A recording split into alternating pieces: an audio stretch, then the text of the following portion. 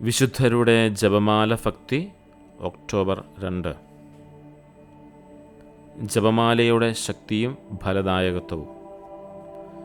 ജപമാല ഏറ്റവും ശ്രേഷ്ഠമായ പ്രാർത്ഥനാരൂപവും നിത്യജീവൻ നേടുന്നതിനുള്ള ഏറ്റവും ഫലപ്രദമായ മാർഗവുമാണ്.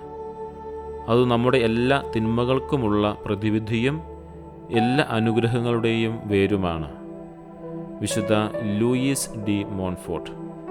വിചിന്തനം: തിന്മയുടെ ശക്തികളെ തോൽപ്പിക്കാനും പാപത്തിൽ നിന്നും വിമോചനം നേടാനും വലിയ കൃപകൾ നേടാനും ജപമാലയ്ക്ക് കഴിയും.